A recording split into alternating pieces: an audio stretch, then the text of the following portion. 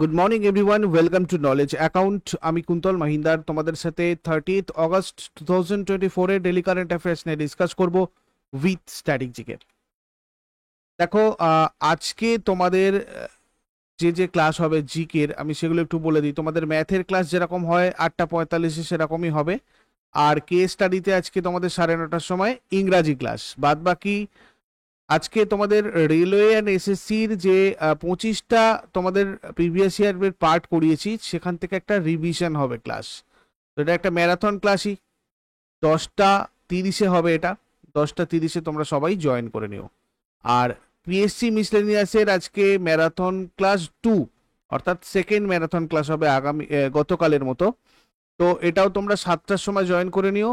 আর আগামীকাল অর্থাৎ শনিবার শনিবার তোমাদের স্ট্যাটিক জিকের ম্যারাথন ক্লাস রয়েছে, আর ডাব্লিউবিপি কেপির ম্যারাথন ক্লাস রয়েছে জিকের।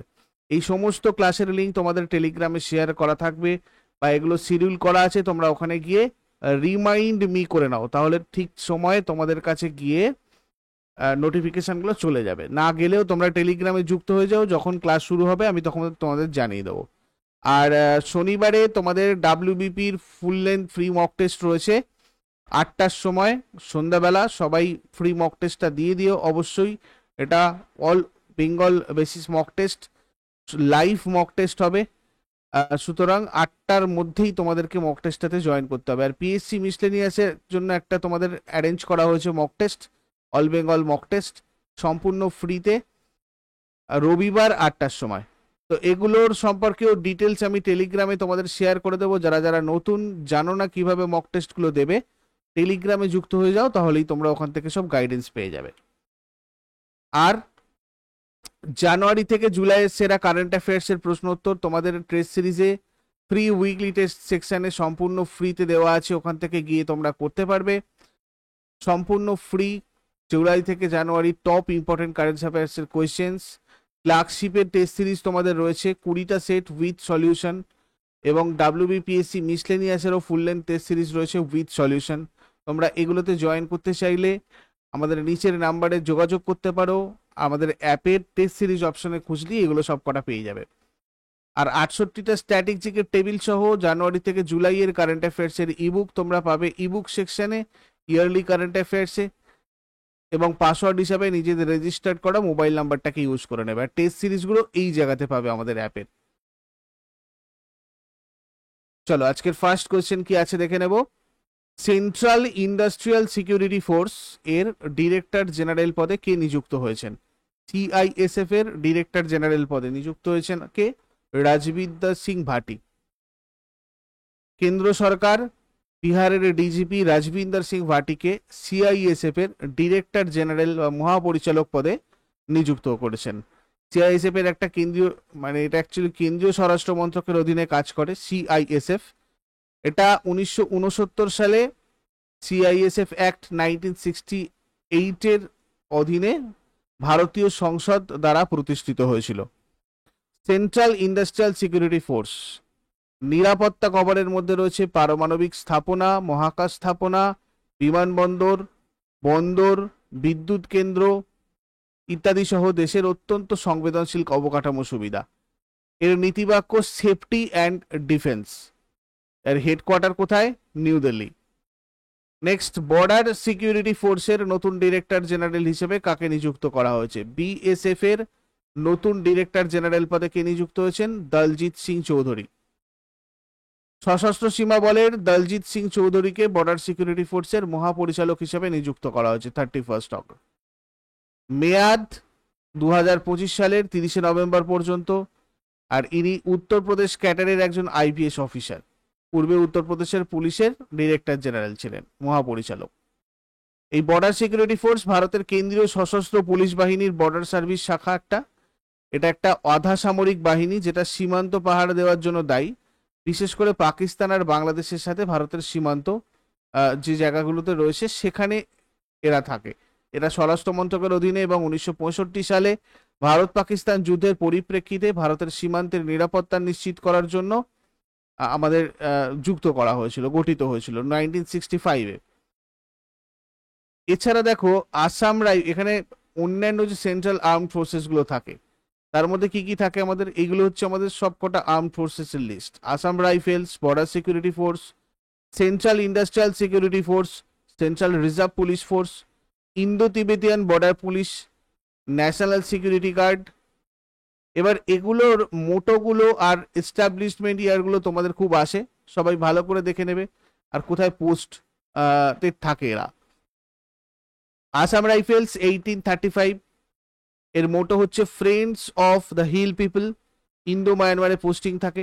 বর্ডার সিকিউরিটি ফোর্স অর্থাৎ বিএসএফ, এস্টাবলিশমেন্ট ইয়ার হচ্ছে 1965, motto duty unto death, posted Indo Pakistan and Indo Bangladesh. CRPF, central reserve police force, establishment 1939, motto তেজস্বী নবদীপ মাৎসু, এখানে অ্যাসিস্ট পুলিশ ফোর্স। আর Indo Tibetan border police ITBP, establishment year 1962, valour steadfastness and commitment to duty, motto. আর Indo চায়নাতে posted থাকে। Central industrial security force বা CISF 1969, protection and security, public property like airports, railway etcetera. National security guard 1986, সর্বত্র সর্বোত্তম সুরক্ষা, counter militancy. তোমাদের রেলওয়ের জন্য ফাউন্ডেশন ব্যাচ বুলেটে অ্যাডমিশন ওপেন রয়েছে। তোমরা যারা যারা রেলওয়ের প্রিপারেশন নিতে চাও তারা এই ব্যাচটাতে জয়েন করতে পারো। এখানে তোমাদের প্রত্যেকটা সাবজেক্ট চ্যাপ্টার ওয়াইজ ডিটেলসে ক্লাস করানো হচ্ছে, কনসেপচুয়াল, তার সাথে সাথে তার পিডিএফ তো রয়েইছে, এবং subject wise chapter wise mock test আর ফুল লেন্থ মক টেস্ট তো তোমাদের রয়েইছে। তো এটাতে তোমরা RRB24 কুপন কোডটা ইউজ করে এক্সট্রা আরো 200 টাকা ডিসকাউন্ট পেয়ে এখন 999 এটাতে জয়েন করতে পারো। ফার্দার ডিসকাশনের জন্য তোমরা 9593430522 এই হোয়াটসঅ্যাপ নাম্বারে হোয়াটসঅ্যাপ অথবা কল করে নেবে। নেক্সট, জাতীয় ক্রীড়া দিবস, ন্যাশনাল স্পোর্টস ডে কবে পালন করা হয়? ন্যাশনাল স্পোর্টস ডে আমরা পালন করি 29 অগস্ট। জনসাধারণের মধ্যে খেলাধুলা সম্পর্কে জনসচেতনতা তৈরি করতে এই দিনটা পালন করা হয়। এই দিনে ভারতের কিংবদন্তি হকি খেলোয়াড় মেজর ধ্যানচাঁদের জন্মবার্ষিকীকে স্মরণ করে তাকে সম্মান আর শ্রদ্ধা জানানো হয়। 1905 সালের 29 আগস্ট উত্তরপ্রদেশের এলাহাবাদে ধ্যানচাঁদ জন্মগ্রহণ করেছিলেন। হকি খেলার বল নিয়ন্ত্রণের জন্য তিনি দ্য উইজার্ড নামে পরিচিত। আন্তর্জাতিক হকিতে তিনি 1000-এর বেশি গোল করেছেন। অলিম্পিক হকিতে তিনটি সোনার পদক, 1928 সালে আমস্টারডামে, 1932 সালে লস অ্যাঞ্জেলসে আর 1936 সালে বার্লিনে 3টে সোনার পদক জিতে তিনি চিরস্মরণীয় হয়ে রয়েছেন। সম্প্রতি রাজীব গান্ধী খেলরত্ন পুরস্কার, এটারও নাম পরিবর্তন করে কি করা হয়েছে, এই মেজর ধ্যানচাঁদ খেলরত্ন পুরস্কার মেজর ধ্যানচাঁদের নামে। তারপরে কোন ই কমার্স কোম্পানি ভারতে তাদের কৃত্রিম বুদ্ধিমত্তা বা এআই চালিত শপিং সহকারী রুফুস চালু করেছে? এটা করেছে Amazon India recently. E commerce প্রধান অ্যামাজন ইন্ডিয়া ভারতের তার এআই বেসড এই শপিং সহকারী রিফুস চালু করেছে। বর্তমানে বিটা মোডে উপলব্ধ, মানে বেটা মোডে, এবং শুধুমাত্র কিছু গ্রাহকদের জন্য উপলব্ধ। এটাতে মানে ক্রেতাদের পণ্যের সুপারিশ হবে আর কি, মানে যারা ইউজার তাদেরকে সাজেশন দেবে বিভিন্ন প্রোডাক্টের, কেনাকাটার তালিকার পরামর্শ অ্যাক্সেস করতে, পণ্যের বিভাগগুলো তুলনা করতে এবং অন্যান্য গ্রাহকরা তাদের নির্দিষ্ট প্রশ্নের উত্তরে কি বলছে সেটা দেখতে সহায়তা করবে। তারপরে ভারতে এমপক্স RT-PCR পরীক্ষা কিট তৈরির অনুমোদন কোন কোম্পানি পেয়েছে? দেখো, এটা পেয়েছে সিমেন্স হেলথিনিরাস। এই সিমেন্স হেলথিনিরাস কেন্দ্রীয় ওষুধ স্ট্যান্ডার্ড কন্ট্রোল অর্গানাইজেশন থেকে এমপক্স RT-PCR পরীক্ষা কিট তৈরির অনুমোদন পেয়েছে। এমপক্স কি? এটা একটা ভাইরাস জনিত রোগ যেটা ছোট চিকেন পক্সের মতো মানে লক্ষণ সৃষ্টি করে। এটা সম্প্রতি স্বাস্থ্যের উদ্বেগ এবং প্রাদুর্ভাবের কেন্দ্রবিন্দু হয়ে উঠেছে। আর RT-PCR পরীক্ষা হচ্ছে একটা আণবিক জীববিজ্ঞান কৌশল যেটা ভাইরাসের মতো রোগ জীবাণু থেকে নির্দিষ্ট জেনেটিক উপাদানের উপস্থিতি শনাক্ত করতে ব্যবহার করা হয়। কেন্দ্রীয় ওষুধ স্ট্যান্ডার্ড কন্ট্রোল অর্গানাইজেশন CDSCO ভারতে ওষুধ আর চিকিৎসা সরঞ্জামের জন্য জাতীয় নিয়ন্ত্রক সংস্থা। তারপরে 61তম জাতীয় চেস চ্যাম্পিয়নশিপ কে জিতেছেন? 61st ন্যাশনাল চেস চ্যাম্পিয়নশিপ জিতেছেন কার্তিক ভেঙ্কটরামান। ইনি 61তম জাতীয় চেস চ্যাম্পিয়নশিপ জিতলেন। ইনি তামিলনাড়ুর বাসিন্দা, তামিলনাড়ুর ভেলোরে, একজন ভারতীয় দাবা গ্র্যান্ড মাস্টার ইনি। তারপরে ক্রিশ্চিয়ান রিচটার সম্প্রতি আইবিএসএফ বিশ্ব আন্ডার 17 স্নুকার চ্যাম্পিয়নশিপ খেতাব জিতেছেন। ইনি কোন দেশের? ইনি জার্মানির বাসিন্দা ক্রিশ্চিয়ান রিচটার। জার্মানির এবং বেঙ্গালুরুতে অনুষ্ঠিত আইবিএসএফ এটাতে তিনি আন্ডার 17 স্নুকার চ্যাম্পিয়নশিপ জিতেছেন। ফাইনালে তিনি থাইল্যান্ডের লামানো ইসারাঙ্কুনকে 4-1 স্কোরে পরাজিত করেছেন। এই জয়টা ক্রিশ্চিয়ান রিচটারের স্নুকারে প্রথম আন্তর্জাতিক খেতাব। তারপরে কে Dutch Grand Prix Formula 1 championship 2024 শিরোপা জিতেছে? Dutch Grand Prix Formula 1 championship 2024 title জিতেছে Lando Norris. British Belgian motor sports racing driver ইনি। সেকেন্ড পজিশনে রয়েছেন Belgian Dutch motor sports racing driver Max Verstappen. আর থার্ড পজিশনে Monacan motor sports racing driver Carlos Charles Leclerc. Next, কোন দেশ suicide drones উন্মোচন করেছে রিসেন্টলি? সুইসাইড ড্রোনস এটা করেছে উত্তর কোরিয়া। আত্মঘাতী ড্রোন হচ্ছে বিস্ফোরক বহনকারী মানুষবিহীন ড্রোনগুলো ইচ্ছাকৃতভাবে শত্রু লক্ষ্যবস্তুতে বিধ্বস্ত করার জন্য ডিজাইন করা হয়েছে আর কি। কার্যকরভাবে নির্দেশিত ক্ষেপণাস্ত্র হিসাবে কাজ করে। ফাতেমে মোহাজেরানি কোন দেশের সরকারের প্রথম মহিলা মুখপাত্র হিসাবে নিযুক্ত হয়েছেন? ইরানের প্রথম মহিলা মুখপাত্র হিসাবে নিযুক্ত হয়েছেন ফাতেমে মোহাজেরানি। ইরান আনুষ্ঠানিকভাবে ইসলামিক প্রজাতন্ত্র ইরান বা পারস্য নামে পরিচিত, পশ্চিম এশিয়ার একটা দেশ। এর উত্তর পশ্চিমে তুরস্ক, পশ্চিমে ইরাক, উত্তরে আজারবাইজান, আর্মেনিয়া, ক্যাসপিয়ান সাগর এবং তুর্কমেনিস্তান, পূর্বে আফগানিস্তান, দক্ষিণ পূর্বে পাকিস্তান, ওমান উপসাগর আর দক্ষিণে পারস্য উপসাগর রয়েছে।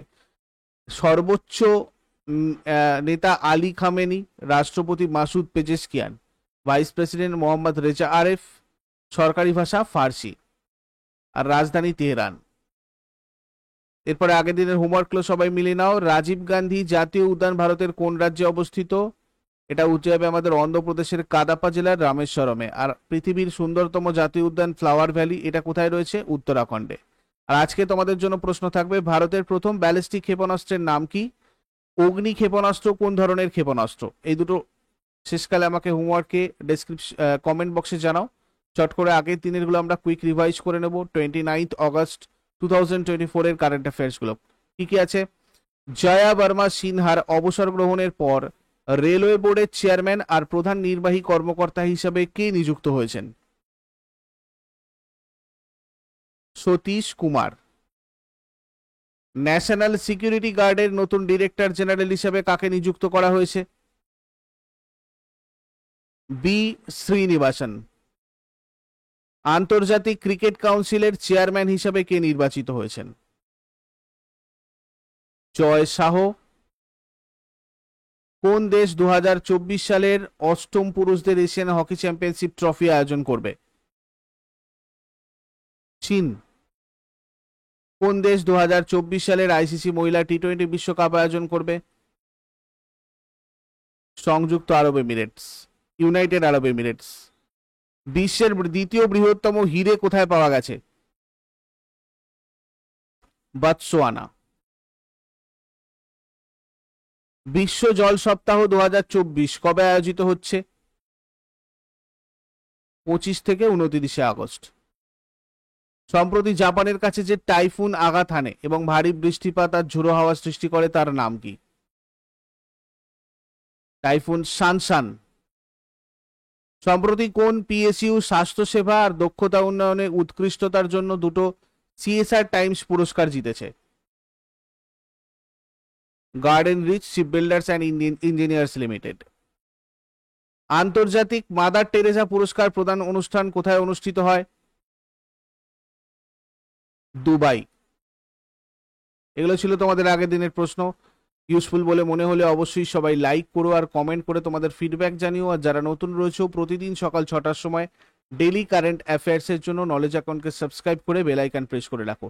Thank you so much, take care, have a great day.